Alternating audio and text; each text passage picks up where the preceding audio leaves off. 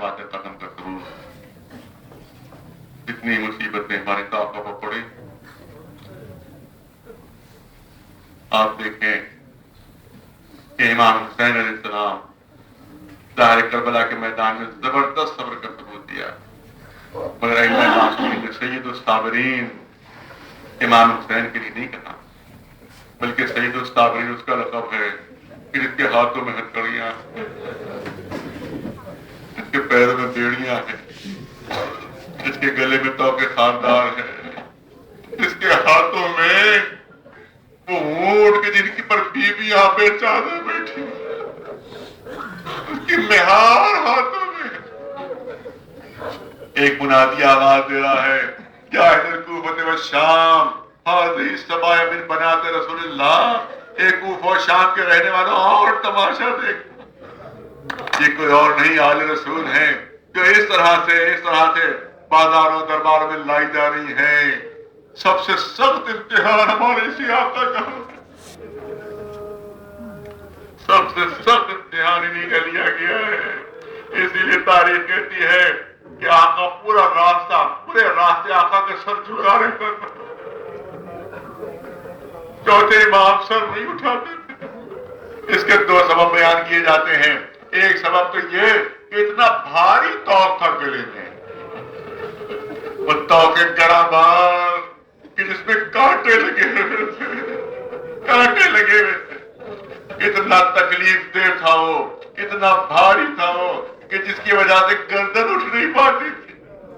اور دوسرا سبب یہ بیان کیا جاتا ہے کہ سر اٹھاتے تو کیونکہ جب بھی سر اٹھاتے تھے تو یا تو کٹے ہوئے سروں پر نظر پڑتی تھی یا ماں اور بہنوں کے کھلے ہوئے سروں پر نظر پڑتی تھی.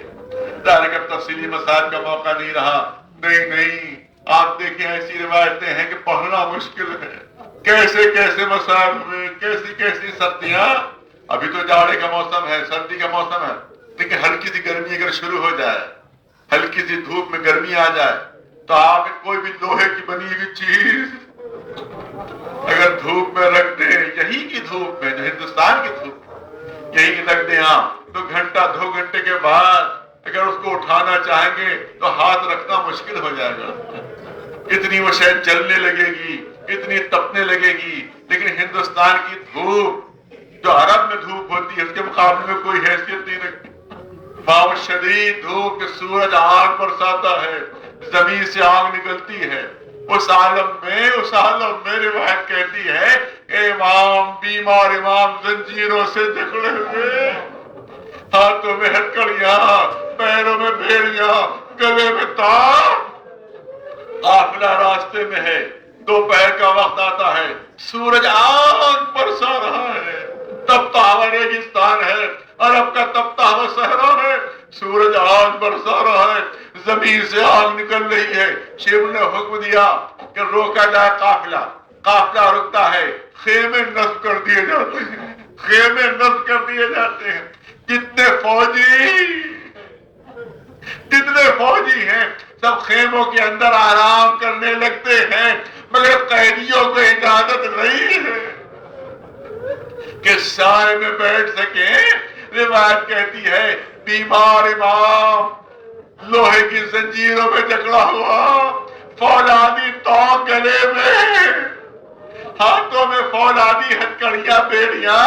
روایت کہتی ہے دھوپ میں بیٹھے رہے تو یہ توق اتنا جلنے لگا، یہ لوہے کی ہتھکڑیاں، بیڑیاں اس طرح سے جلنے لگی، یہ زنجیریں اس طرح سے تپنے لگی کہ امام کی برداشت سے باہر ہو گیا. روایت کہتی ہے زنجیروں کو سنبھالا، خیمے کے اندر نہیں، دیوار خیمہ سے لگ کر ہمارا آقا بیٹھ گیا. کسی فوجی نے خبر دے دی کہ ایک قیدی سائے میں بیٹھ گیا. شبر ملون کو خبر ہوئی، وہ ملون تازیانہ لے کر آیا اور وہ ظلم کیا کہ آقا زنجیریں سنبھال کر پھر آ کر دھوپ میں بیٹھ گئے. یہ منظر جناب زینب نے دیکھا، قریب آئی آواز دی، اے ام کلثوم قریب آ جائیے، اے ام فروا قریب آ جائیے، اے ام لیلا قریب آ جائیے، اے رقیہ، اے سکینہ تم بھی قریب آ جاؤ.